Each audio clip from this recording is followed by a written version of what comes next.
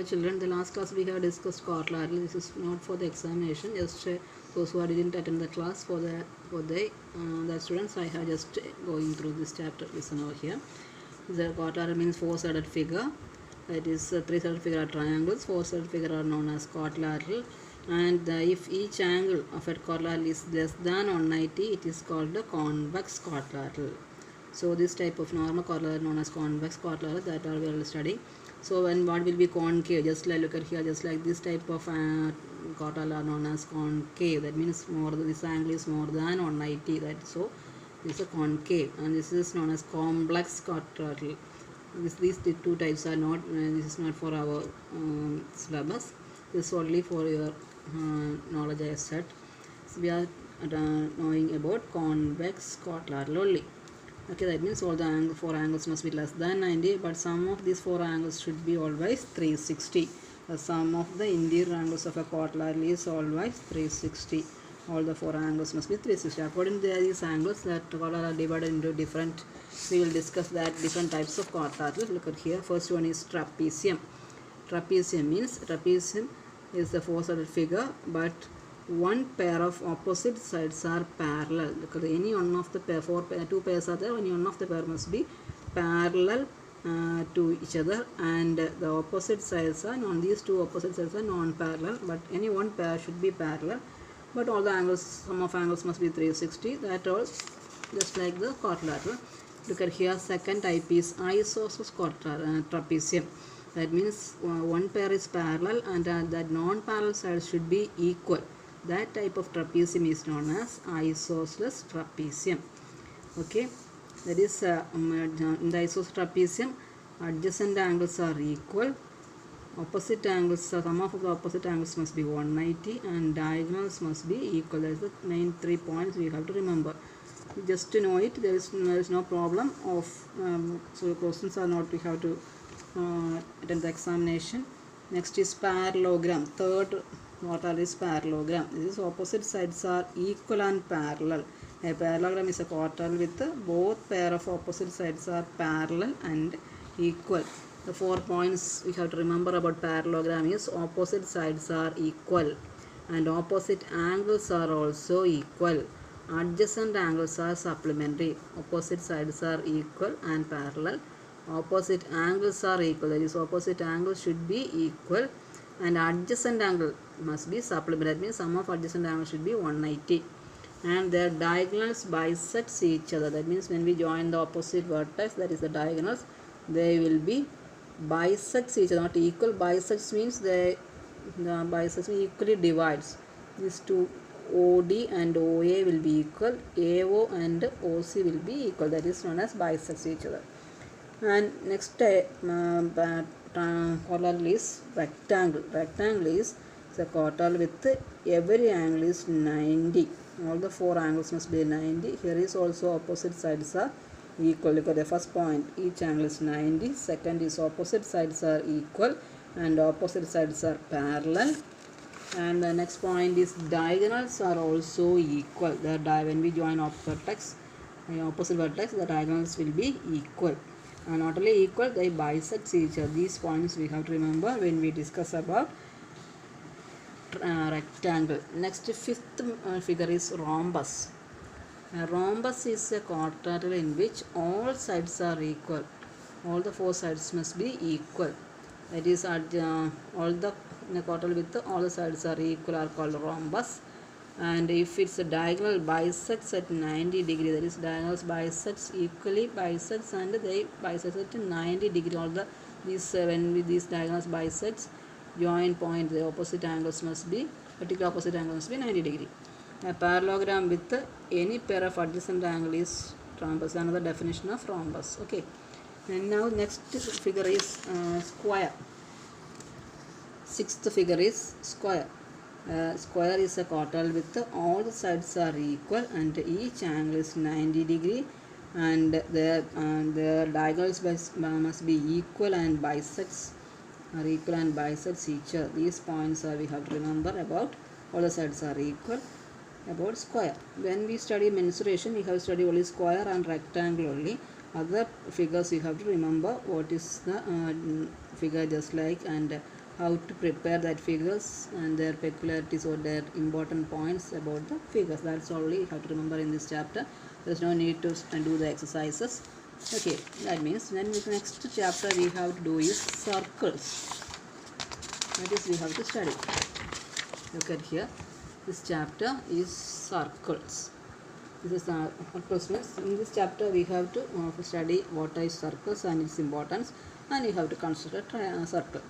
So what is the definition of a circle? Circle is defined as a path traced by moving point that always remain at a fixed distance from a given fixed point. That is, when we draw a circle, that is, a circle is a closed curve such that all the point on its circumference, that is boundary, is known as circumference, is equidistant from this center, that is the fixed point. Okay, that is when we join any point on the circle, the distance will be equal. That is known as radius. The first point here, remember, a path traced by moving the point is called circumference. That is, this boundary of the circle is known as circumference. When we study for the triangle, rectangle, that is polygons, it is a perimeter that is defined here as circumference because it's a curved figure. The fixed point where from that we are drawing the circle is known as center of the circle, and the fixed distance from the center to the circle is known as radius. That is the circumference from the center to circumference is known as radius. The center, that is a the line segment passing through the center and joining to at the 2 point at the circumference is known as diameter also. Okay, the radius is a circle, is the length of the line segment joining the center of the circle with any point on the circumference, that is radius. Okay, here OA and OB are radius. A straight line passing through the center of the circle with both the endpoints are at the circumference, that is called the diameter of the circle. That means diameter equals, it is OA and OB are radius. We already said that is from AB is the diameter. That means OA plus OB is the diameter. So radius, diameter equals 2 into radius, or radius equals diameter by 2. That means the diameter divide a circle into 2, that is known as semicircle. Okay. Look at the figure. This is a circle with the center O. When I join this circle center and a point on the circle, that is, I will give it a name. This is radius, and I mark a point X and Y over here. When I join these two X and Y through the center, produces K. Okay, this is known as diameter, and OX is a radius and this is a radius. That means diameter equals radius plus radius 2 radius. That is radius, diameter equals 2 into radius, or if you want to calculate radius, diameter by 2. Next we have to study what is a chord. A chord is a straight line joining any 2 points on the circle. If we join any 2 points on the circle, look here, this is a chord. I'll give it as PQ. This is known as chord. If you join any 2 points on the circle, that is known as chord. Then the largest chord in the circle is known as its diameter. Diameter is the largest chord which passing through the center. Okay. We can draw infinite number of chords through the circle. Next, if a line segment which is intersecting, or a straight line intersecting the circle at 2 points, that is known as secant. What is that? A straight line intersecting a circle at 2 points is known as secant. If you want, you can give two names, SR. Okay. Now another point, if a straight line passing through one of the point of the circle is known as tangent. That is, if a straight line touching any one of the point, only one point, it is known as tangent. Okay, in the senior class we will study how to draw the tangent, or how to make a tangent to a circle. Then that point which touches the circle is known as point of contact. So we have studied so many things up to here. What is when we draw a circle? What is the definition of circle? It's a path traced by a moving point. The path traced by a moving point that always remain at a fixed distance from a fixed point. That is known as, that fixed point is known as center.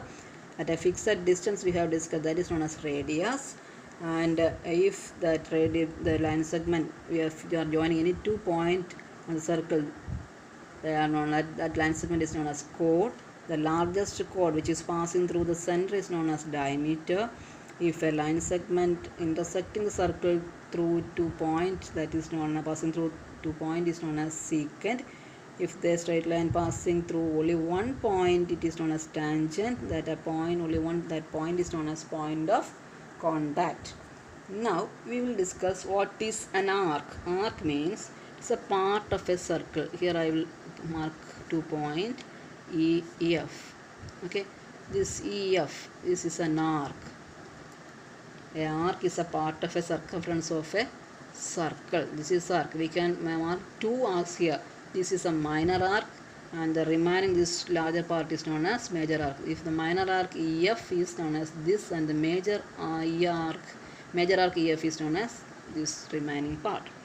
Okay, that means this arc divides circle into 2. We want one more point we can give, EFG, that is EGF is a minor arc. If we mark, I will give it T, or ETF is major arc. Okay, now I will show one more circle. This is A, P, B. Look at it. A, P, B is a minor arc, and if I mark here, A, Q, B is a major arc. Okay, now we will discuss what is sector. A sector is a part of a circle enclosed by any 2 radius. Look at here, I join this circle with the center. So this is a radius OA, and this will be C. This is OA and OC are 2 radius. This, that is a part of a circle enclosed by any 2 radius, or is known as its sector. That means it's a part of a circle. It takes interior part of the circle also. That means a part of a circle which takes enclosed by 2 radii. This is known as sector. So here is also 2 sector. This is minor sector. The remaining part is known as major sector. If 1/4 of the circle, when we divide the circle into 4, 1/4 of the circle will take it as quadrant. That is a quadrant sector. We will call it as quadrant sector. Now look at here. When I join 2 points on a circle, we will get a chord. We already discussed. I will give it as XY. That means if every chord divides a circle into 2, isn't it? This chord is divided circle into, this XY is the chord to divide circle into 2. And this part, smaller part, and this is the major part. This smaller part is known as segment. What is?